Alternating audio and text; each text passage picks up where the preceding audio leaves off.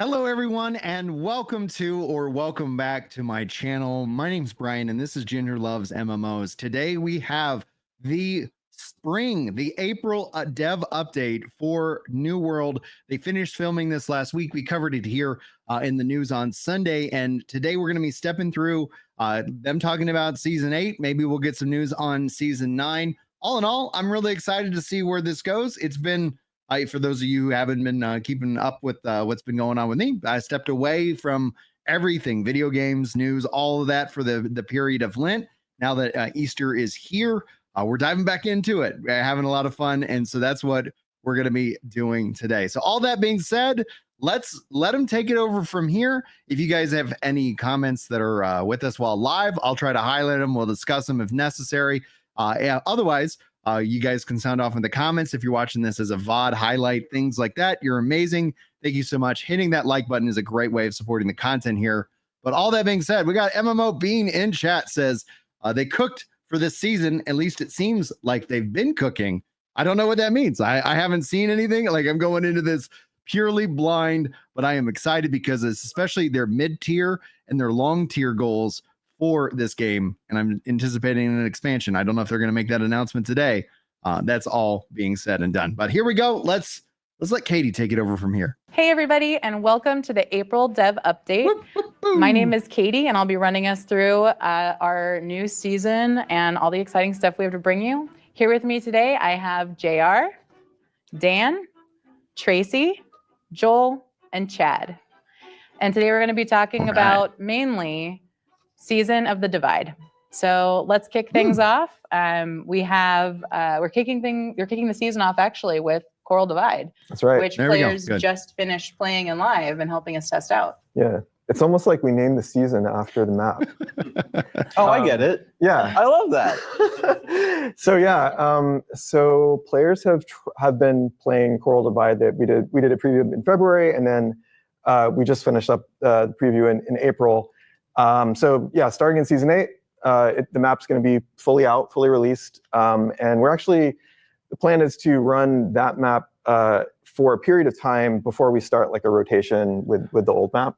I wonder what the rotation is going to look like. Definitely look forward to that. Look forward to having full access to the map come Season 8. Yeah, that's great info. I know that players are looking forward to having that new OPR map being playable somewhat every day. Consistent. So that's great. We also have at the start of the season one of our seasonal events, Springtide Bloom, and we have the return of other seasonal events. Joel, if you want to. Yeah, so Springtide Bloom is going to have upgraded patterns with higher gear score. Spriggan is also going to have upgraded loot, so it's going to be much more meaningful. There will be above gear score 700 loot for players to get to kind of feel like they can catch up and participate in some of our pinnacle in-game content in those. So we look forward to bringing that back out for some of the players. I don't believe console players have actually experienced Springtide either. Yeah, no, this is first the time for return console players of those events for PC players, and the first time that our console players will be experiencing these Give events. me cross progression, please. And then along those same lines, where we have these in-game world events, we have something new with this next season, which we're calling Expeditions Unleashed. Ooh. Chad. Yeah, so Expeditions Unleashed is a selection of expedition bosses that we've taken, leveled them up, scaled them up, and basically injected them into the open world. So lots of players can show up together, 10, 20, 30, however many more, and fight them in huge numbers. We've adjusted their abilities to make them more appropriate for the open world and for lots of fighting lots of players. It should be a lot of fun. That's awesome. And then there's rewards associated with this, I'm assuming. So. Of course. Yep. So there is a 725 up-leveled item, one for each boss that you'll be able to get each time they show up. And then there's 710 items across the board of all of their existing loot that will also be leveled up. So there'll be some fun stuff that you can kind of get that's kind of from the past brought up to current standards. Nice. That's awesome. Cool. And I know that, this is something where players have been wanting this for a while. This is one of those things that they've talked about where they're like, we want to do things in the open world with our friends. We've seen some of these events that you have. We want more of that, but we want it to be, different. And we want this open world, this to be an exciting thing for us to do. Like kind of on a daily grind. And so this is definitely something that I think fulfills that and gives them a rotation of different bosses that they've seen in our expeditions, but these are not bosses that you've seen in the open world before. This is great. So that's pretty cool. This is great. And then is this something, Tracy, is this something that is happening all season? Is this something that is just for a limited time? Like what can players expect? These bosses are going to appear in the world for a week every month, and it'll be a different boss each time all season. So look forward to it. Cool. And this is just the season 8 thing? No. This Different will be for boss all each seasons week. going Okay. forward. Oh, so that's part of the divide is Yeah. now we're having things divided from just being seasonal and now can be continued forever. I love that. And another interesting new event that we have coming to Aeternum is FactionFest. Tracy, that's something that you've been working on. Wanna Okay, tell us about it? interesting. Yeah, absolutely. So we have a new event coming for the community. It's a fun little competition for players in each faction. We wanted to motivate them to check out expeditions. So we have a new set of rewards for this event specific to expeditions. We'll give you guys more details Please later. give us a new expedition Love too. new rewards. And it's a new season, and we haven't talked about the seasonal server. Some of that is because we're doing things a little bit different. So we talked about how Coral Divide and the events are going to kind of kick things off. With the Season of the Divide, we want to give the Coral Divide OPR map its time to shine in the sun. Makes sense. And the seasonal server will actually start later in the season. But That we do want seems to talk fine. about it. So Joel, what's going on with that? Absolutely. So seasonal servers are very much always going to be an experimental place for us to kind of try new ideas, flip New World on its head in certain ways. Mhm. This one is our twist on what a typical hardcore mode would be for other MMOs. It's heavy focused on challenging the player's knowledge, putting them in a situation where we don't want them to die. The best rewards on this server that you'll be able to get will be things like beating the Gorgon raid, beating the Sandworm, beating mutated dungeons without dying. However, in this one, dying doesn't necessarily mean your character's gone. What it means is that for those other players that maybe have never even experienced this content before, we're going to give those characters a massive buff. They're going to get a bunch of attributes every time they die, up to, I think, like 125 across all stats. Oh, so you're going to be able to interesting. build your character in different ways. You're going to be able to hit different breakpoints on the attribute bar. You're also going to be able to equip artifacts across the board in every slot. So 2 weapons, 5 armor pieces, 3 jewelry Whoa. pieces. And then They're on top going of that, and that's balls everybody, out. death or not. So the people that are unfallen, that have never died, will be able to try the raid that way. And then on top of that, there's a couple things, like obviously I know there's some fatigue with MSQ. We don't necessarily want people to go through that. So we've made more of a quest line that's a tutorial for the server. The goal being is that this server is more of like a weekend event. You and your friend should be able to take about 2 or 3 sessions and get to the end game in that time frame. Something 4 or 6 hours, somewhere in there, depending on your knowledge. Faster if you're really good and you know how to min-max to get to that in-game content. There's a lot of crafting. You can build your own in-game gear, but we let you craft specific gear throughout.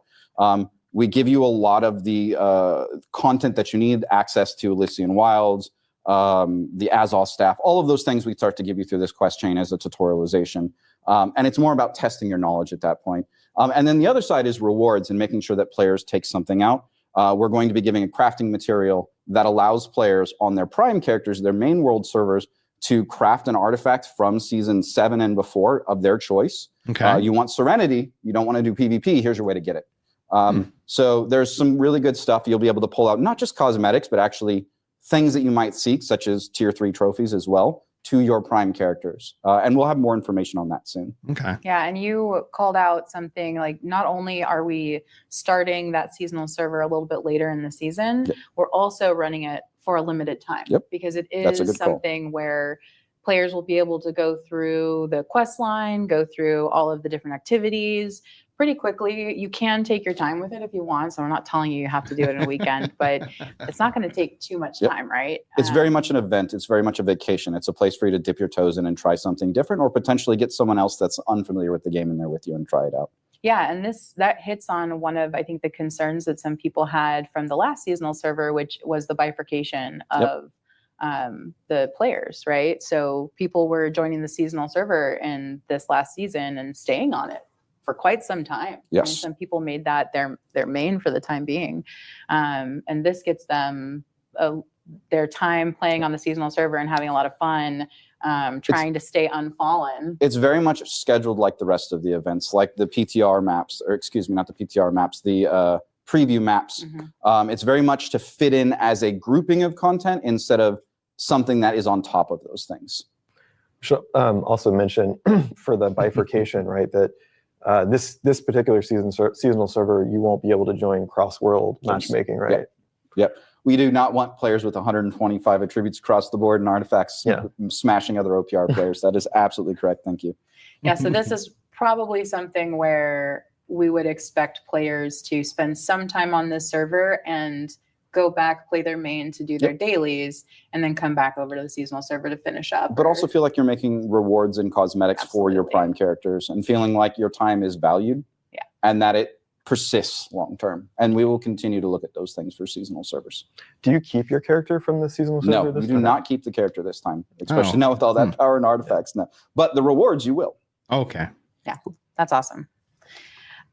So next up, and we kind of hit on this a little bit where we were talking about preview weekends, we have more preview weekends. That's true. A lot more. We have a lot coming up. Yeah.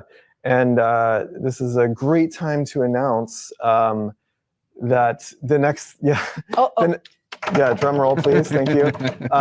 So yeah, I'm pleased to announce our next game mode is Capture the Flag. And yes. That sounds awesome. Yes, we will be previewing this in not one, but two previews. With two different maps. Yes. Two maps. Two maps. Yeah. Can you believe it? Yeah, we've been working hard on this. And we were having so much fun with like one map. We were like, so we actually, this is similar to how we did the last OPR map for Coral Divide. We started with a lot of gray box maps, right? And like kind of narrowed it down. And then we got two maps that we were feeling good about. And we're just like, let's just see if we can do both. And we did. And I feel like internally we're all split because we all have a favorite. And there's nobody that's like, yeah, like I love both of them the same. There's always one that you're like, I kind of prefer this one because those two maps have very different like strategies associated with them. Yeah, for sure. Yeah, so the first one is it's a pretty simple map. It's like this 2-tier bridge, very straightforward. We feel like this is the best map to like introduce the game mode and get people used to it. So our version of CTF, it's two flags and then two teams. Obviously, you take the flag, you have to return it, you have to defend your flag at the same time to score. And so there's so it's part defense, part attack, and there's definitely coordination. It's a 10v10 mode, I should mention. Oh, okay. Which is our first game mode of that size. So that should create a different dynamic in itself. We also added two new gameplay mechanics to this mode. We have jump pads, my favorite, which are super cool. Our flavor of jump pad is a little different than maybe what you've seen in some other games, because they actually let you control, which we felt like gives you more strategy. It also gives you more like agency and like when you use them, like because you can run over them without activating them, which is useful in our game since you're constantly repositioning for combat. Sometimes we actually did test a version where they were automatic and it didn't go so well. Like they were just automatically triggering, you'd like back into them. So yeah, we decided we liked the manual trigger better, and that's what we went with. Yeah, to go back to the other mechanic is power-ups. So we also added, we have like a health, a haste, and an attack power-up. And they respawn on a timer and just add a little more tactics to the map and like, strategy. And yeah, so the second map it's a much wider map. We actually call it wide. That was like the code name for it. But yeah, it's very creative. We're super creative with our naming. Yeah, so like it has like this straight shot to the other flag, but it's like kind of out in the open. You're like, it's super risky to just like run the flag back that way. But there's a lot more going on the sides of the map. So the intention is that there's more routes to kind of use to like weave in and out of the different like obstacles. It feels a bit more like Coral Divide with choke points. Exactly. Yeah, absolutely. I think that it's going to be interesting when we see the outcome of how players use it on those weekends. But we have even more than just capture the flag, right? We do, yeah. So makes sense. I mean, we also have another arena map.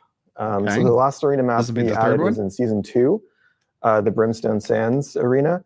And the third one is set in this kind of like ancient temple, like it's like an overgrown temple. What's interesting about this map is it's our largest arena that we've done thus far, but we did something a little different this time where the death fog ring closes in much sooner, and just like slower, like it still ends at the same time as a regular arena, but because it starts sooner, the arena starts to close in and the tactics change, right? Like so at the beginning, the range has more of an advantage, right? Because they have more mobility, they can stay at range. But like, yeah, as the match progresses, that quickly goes away, and then melee becomes the winning tactic. Yeah, super interesting. And then the last one. Last but not least, take it away, John. I'm going to say this one too. Okay, yes, it's my show. So we also have another version of Outpost Rush that is kind of an experiment we're running. This is called Outpost Rush Bare Bones. And the premise here is that in this version of Outpost Rush, you will have all of your the perks on your gear will be deactivated. Okay, so the idea here is that it's a completely level playing field. Players who maybe have bounced off of PvP because they thought their gear wasn't good enough, they can hop into this mode and compete just like everyone else, just like people who have thousands of hours in the game, right? Meanwhile, maybe people who have thousands of hours in the game and have like super good gear, and maybe people are saying, oh yeah, your gear's good, that's why you're so good, right? It has nothing to do with your skill. Pause it real quick. We're seeing some chat in the live stream talking about shutting down the game, please. I'd be curious to see if you have a good idea as to why they should do that, other than maybe you not enjoying it. Feel free to weigh in. That's why coming in. That's one of the things about MMOs, man. Like it is a study of tribalism for sure. They can jump in here and kind of prove like, no, see, like I'm not good. Like it's not just my gear. So all of this is to give folks the opportunity to play Outpost Rush who have been concerned that their gear is a limiting factor. And then the other side of that coin is that you can prove that your gear is not the only reason why you're so good at Outpost Rush. Need some more PvE, and we're actually going to run, with that preview, we're going to run it in parallel with regular Outpost Rush because we kind of want to see what people think, and see if this is resonating with people. So that's why I said it's kind of an experiment. Yeah. Well, and along with that, to make this change possible, there's been some work done on the activity screen so that we can more easily do mode variants like this, right? Yeah, that's true. Like, so definitely a big concern on the modes team is that as we add more modes, more maps, we'll actually we talked about bifurcating the audience. That's definitely a concern with modes, right? So we're trying to control that by, for one thing, doing these previews, like we wouldn't have everything active at the same time, right? Like so CTF would occupy the same slot as bare bones mode. So we would basically be rotating modes in and out. And over time, what we might find is as we introduce new modes, if a new mode really takes off, it's super popular like CTF, that might actually get like a permanent slot, and then maybe a less popular mode might move to the rotation. But we're going to be kind of like measuring the queue lengths and just like it's gonna be interesting to see how that plays out. Different modes to kind of make those decisions. Absolutely, the engagement, we have in-game metrics, and then as players, we'll have more information on all of this and specific dates and the timelines as we get closer to them. But as with everything, please join the Discord. There will be specific channels set up specifically for feedback on these different preview weekends. And so we love to hear from you, get your feedback on each different preview that we have. And then obviously in game, you can always do the submit feedback feature. We do get that as well. Just make sure to call out whichever map it is that you did that you want to give us the feedback on. So we really appreciate that. And we're going to be looking very closely at what players are doing and what they're saying. So that's enough of you talking, JR. Okay. enough of that. So let's totally switch gears here and talk about something that is another thing that players have been talking about for quite some time, and that's Barbershop. Okay. Yeah, that's me. So we are going to allow you to purchase a Barbershop token in the in-game store with Marks of Fortune, and you will be able to customize your character. There's characters on PC that have been around a long time that don't necessarily get the chance to use some of the new customization we added in Aeternum. This is a great time to update your characters, change your look. Maybe you really wanted that new hairstyle. Now's your chance. And that will be available in Season 8, right at the beginning. Yeah, and some of us want to take the characters that we created on our consoles and we still want to update those ones even though they're new, because that's part of our play style is updating once we get a new skin. We're like, they should give away at least this a free hair color's one not to really working anymore. the existing players. So super excited for that coming out. The next one that we have is new artifacts. So I gave you a slight break in talking, JR. Very minimal, but it is your turn again. Yes. We have quite a few coming out with the Season of the Divide. Yeah, we have seven new artifacts coming. And I can't list them all off the top of my head, but there was one in particular that seemed pretty cool to me. It's this new blunderbuss called Chaos, and it does like these explosive rounds that knock back people. So actually, it would probably be pretty useful in CTF, I imagine. So yeah. More falling. To be honest, it would have been great if we didn't have the the manual jump pads, because you can because then you could knock people into the jump pad and then like launch them out of the map. Yeah, that'd be super fun. We'll do a mode variant someday. How dare you with not auto let jump me do pads. that? Well, that's awesome. And then while we're on that subject of weapons and combat and all that good stuff, we also have combat updates happening, and I think there's some that Dan, you're also pretty interested in for this season. Sure. Yeah, there's a few things here. The first one being we're having some changes made to target lock. I'm just going to keep piling on JR because it's kind of funny to me at this point. JR, we've done a couple things to target lock. Yeah. What were they again? Well, first I want to talk about the reasoning. So for making target lock adjustments. Okay, so our game is very skill based, right? Like combat is kind of the core of the game, and that being heavily skill based, right? So when we made the move to console, we added target lock primarily as a feature to help controller players compete against mouse and keyboard players, right? To effectively for the aim assistance, right? But we also have an aim assist in addition to that, right? An aim assist is for manual aiming primarily, right? To help guide the missiles, guide your projectiles, help you get hits, to account for the lack of accuracy. So when these two things are combined, it turns out that they're very powerful. And it turns out. We wanted to err on the side of making sure that controller wouldn't be a barrier. Yeah, exactly. Yeah, so what we've done in Season 8 is we've reduced the power of aim assist inside of target lock, because you have target lock's helping you aim, but it's not going to be like 100% you're going to hit everything, right? Especially for moving targets. It's still going to be useful in certain situations for PvP. I think that's kind of not often big in PvP, issue. but still in PvE it's going to be pretty much as useful as it was before. But in PvP specifically, you're going to find that when your target's moving, you're not going to lead the target as much if you're using target lock. But we also kind of adjusted aim assist to account for this. So controller players will learn quickly, I think, to stop relying as much on target lock for ranged combat. And they will selectively unlock and then just try to manually aim. And they'll find that they're more successful at that than they were. Interesting. It's going to be interesting to see how that plays out. We've also made some changes to kind of add some more counterplay to target lock. And this applies to melee and ranged. Is in the current iteration of target lock, it's very sticky and there's no real way to break someone's lock. Like you can try to outplay them, but they will just basically keep their lock, even if you dodge through them, But so that's something we actually just changed is now it will break your lock if basically your target moves too far behind your camera, it will just break the lock. And that also fixes an issue we had with abilities like burnout that have a lot of traversal to them. It no longer tries to spin around and go back to them. So it'll break the lock. So it's actually beneficial in many ways, and also kind of adds more counterplay. You can actually kind of try to outsmart people that are target locked onto you. And then lastly, we also added, now when you go into aim down sights, it just automatically breaks target lock.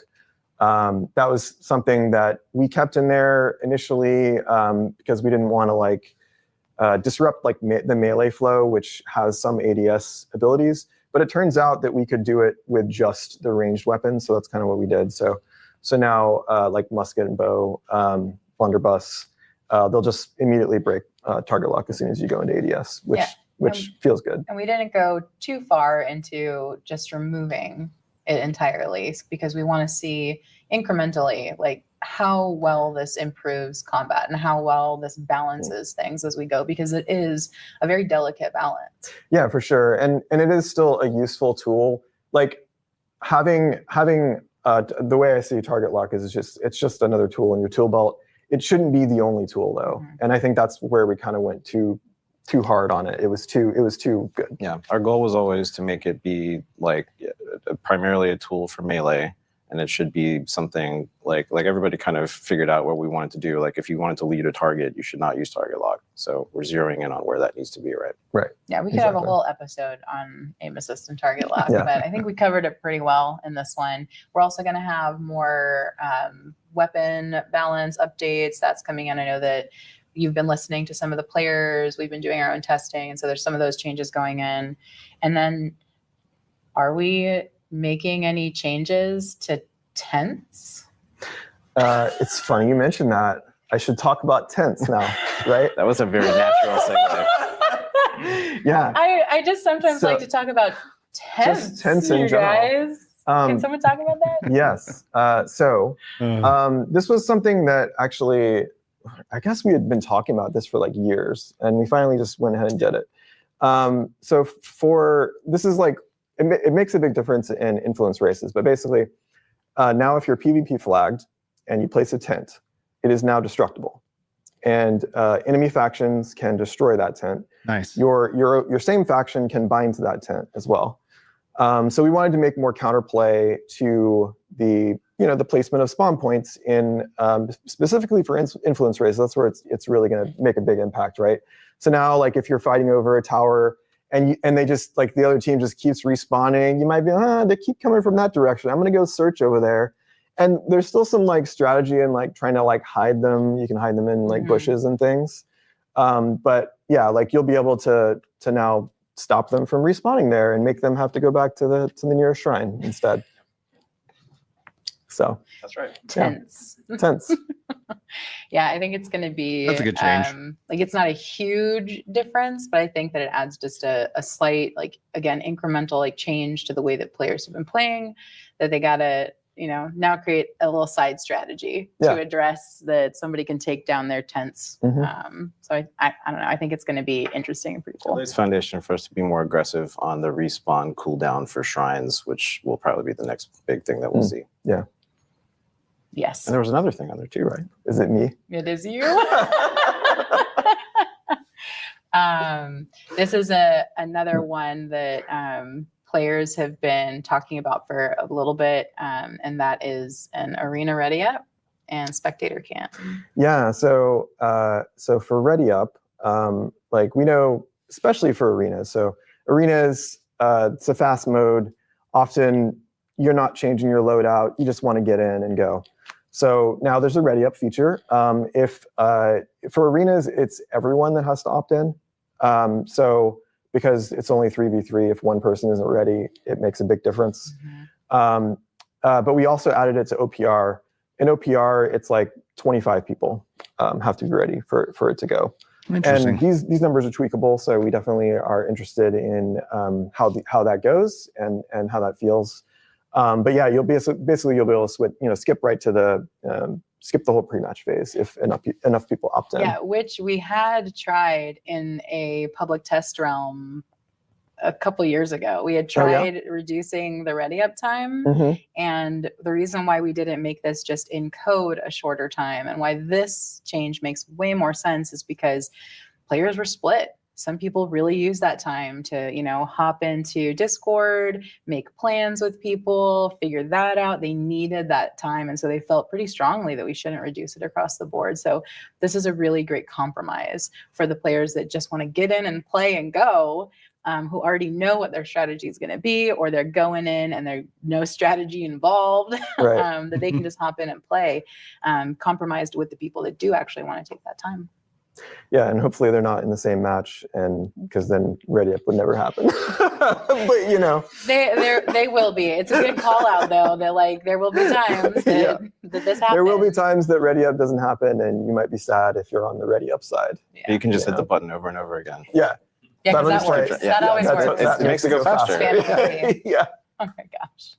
And then we have Spectator Cam is the other one. Love this. Arenas definitely another big feature, right? So now instead of being in the bleachers, squinting, trying to make out what's going on down there, you can be right there in the action, and you can be cycling through, spectating. Basically, it just attaches your camera to both your allies and enemies. Because in the case of arenas, it's not really going to give you much of an advantage. You can see everywhere everyone is anyways. And then, we also added it in expeditions. Chad, you want to talk about that one? Yeah, so when you unfortunately die against a difficult boss, instead of staring at a wall, now you'll be able to go up to the door and be presented with a prompt and enter into spectator mode and be able to watch your remaining teammates struggle on without you, and hopefully maybe get some looks at mechanics. Awesome. It's so great. We're going to be able to, well, hopefully we put in more places too, but this is a great starting point.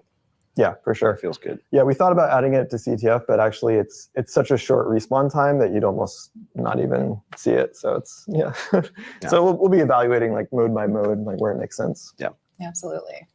And that's our deep dive into the coming season. And now we're going to be doing just a real quick review of our living roadmap. While I'm talking, there should be a great visual for everybody who's watching this. There it is. Right there. Yeah, it's right there. You see it? We can't see any of it. So this, you'll notice we had presented this back in December to kick things off. What's coming in the next season, that's there for you. That's everything that you'll be getting that we've just talked through. Some of it we didn't touch on today. There will be more information coming. No new on expedition. The website, that sucks. as well as on social as we get closer to the date that the season goes live. There's also been changes to the in development and in exploration column. So feel free to compare, what's moved. See what you're really excited about, what's missing that you were hoping was going to be on there. For me, and I think there would be a great exercise that we all just talk about the stuff that's really exciting to us. So for me, in development is the new weapon. And while I can't say what back here just to moved. Pause at this. Let's see here. Capture the flag, new arena map, rotating barebone seasonal. World 2 hardcore, Barbershop expeditions unleashed, combat, PvP updates, yada yada yada. New zone, new raid, new weapon, new raid difficulties. APR map number 3.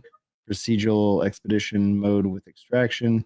New PvP mode. Pickup wars. In-game progression system overhaul. Umbrals V2. Set bonuses. New heart runes. Zone up level. Endgame. Customizable global storage. Attributes saved with gear sets. That's gonna be nice. Invasion company hall with storage, new weapons, new raids, new zones, new seasonal worlds, new exploration collection systems, territory system overhaul, influence tower, claim siege, building zone levels, account wide progression. That's still in the exploration. That's what I was looking for. That's what I was wanting. That's what I need. All instance content available in matchmaking. All right, cool. Cool. See what you're really excited about, what's missing that you were hoping was going to be on there. For me, and I think there would be a great exercise that we all just talk about the stuff that's really exciting to us. So for me, in development is the new weapon. And while I can't say what that is because we want to keep some things a surprise, I will say that sometimes you have to cheer with both hands. Dual wielding daggers. Let's go. I was so curious what you were going to say. Anyway, I'm very excited about that. I'm super stoked for what the team's been working on. It's very exciting. We've been playing around with that. Dan, So the how do you? new weapon confirmed, pom-poms. Yay! Yay. Hey. Boo. Boo. It better- What am I excited about? I'm excited be about daggers. a catchy name still in development, procedural expeditions with extraction. Yeah, really saw rolls that on off the the roadmap, tongue yeah. really well, you know. It's a working title. I think Tracy actually came up with that. Yeah, Mhm. definitely. But it's we actually have been prototyping it. Chad's team is doing a fantastic job with prototyping it. It's again, I can't really share too much yet. It's I know the name is a little mysterious as to what it might be, but it plays great. It turns out that our expedition content.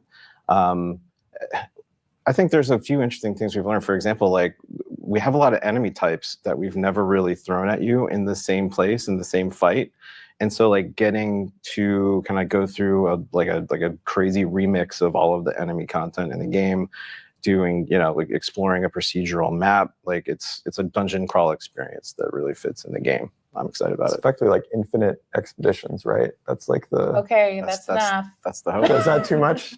Okay. I like that name. Maybe we should change that. JR, before you get us fact, all we in do trouble with marketing, New expedition. what are you excited about? I'm excited about our next game mode, which I can't talk about yet, but just know that it's coming and it's cool and that you'll love it. That's all. And you'll be Oh, I do love seeking. it. You What, better can I love talk it. about other Wait, stuff? no, stop. Okay. You'll be seeking the crown. Chad? I'm certainly excited for the new zone in development. Yes. So with the Legion to Wilds, we Expedition? were reworking an existing zone.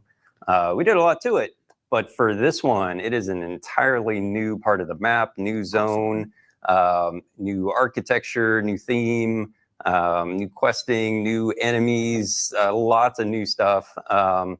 Tons of passion from the team developing it. Everybody's super excited about it. I think it's going to be great. Yeah, I agree. I saw a screenshot this morning. Somebody's crossing a bridge into the zone and this giant vista in the background, and it's just really cool looking. I think Dan shared that actually this morning. Yeah, that's a great vista of what you'll see. Yep. Joel, what are you excited about? I'm excited for a couple of things on the list. I'm really excited for being able to save my attributes into my gear sets. Yes, I'm really yes. excited for gear set bonuses that we're going to have on new pieces of gear. Okay. It's going to allow us to really add new chases into different places in the world. Artifacts have been really successful. We think that we can add more of those into different pieces of gear as a whole collection. And that's really what leads into some of the in-game overhaul that we're looking at for progression. We want to make our chases across the board more meaningful and give you more ways to collect things across the board. So I'm excited to see what our team can do with those updates coupled together. I think there'll be some fun stuff there.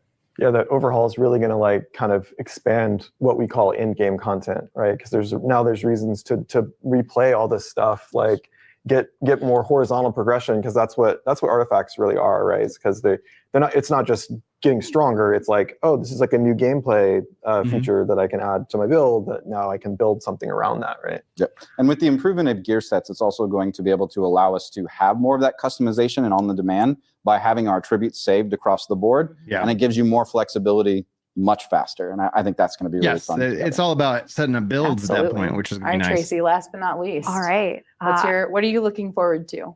I'm going to break the mold here. Everyone's talking about combat, PvP, PvE. I'm going to talk about crafting. I'm excited about global storage.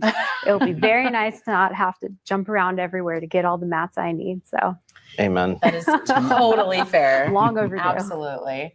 Well, that does it for us today. Thank you for joining us for the April Dev Update. We really appreciate you being here. And if you liked what you saw, make sure to like and subscribe to the channel. And we'll see you in Aeternum. All right. That was a really, I think, decent dev update. Obviously, a couple of key bummers is there's no new expedition in Season 8, The Divide, but the OPR map, Capture the Flag, map 1 and 2, and there's 3 things in preview, meaning we're going to see that a handful of times. All right. Then rotating mode, bare bones over PR, seasonal world hardcore, barbershop, expeditions unleashed. This looks fun. Like, I'm looking forward to that. I love open world stuff. Still the lack, though. I'm gonna keep hammering that home. No new expedition, combat, PvP updates, artifacts, perks, etc. Like, this is pretty standard, and you'll see this like happen season over season. In development, new zone, new raid. Like, in my mind, this would be stuff that would be more for like an expansion level. At least that's just how I would structure that. So it's interesting that it's already in the exploration phase, in the development phase, and then here in the exploration phase, this is stuff that's for further out. But you can kind of see here a couple of repeated stuff, new weapons, new raids, new zones, like all that makes sense. But I would say this is probably them working on an expansion for the fall. We'll see if I'm right or I'm wrong. I feel like it's going to be pretty accurate towards the structure and what they're trying to accomplish. Now, the question will end up being is that do they do yearly expansions or every other year with a free big update? You know, we know that they're going to be hitting those up in the fall. Customizable HUD sounds interesting. The zone up level sounds interesting. Global storage, I think, is going to be huge. Attributes, that this is just going to be like quality of life, time saving, for sure. So all in all, like, positive, but I want some more expeditions. They do such a good job on the expeditions, you know. And then Yemron saying the update was regarded well by most. Yeah, this feels like, you know, it's getting into that cycle. I think the summer is going to be in, you know, season 9. It's going to also be another interesting one. The account wide progression, I think, is going to end up saving me countless amounts of time and effort in the long run. But yeah, all in all, this feels like a real decent update. And on the website, I think they have let me see if I can pull that up here real quick. newworld.com. You got the Season of the Divide announcement. So that kind of breaks down the things that we just kind of covered as a part of the roadmap in and of itself. That's a cool looking picture, and that looks cool. I'm not gonna lie.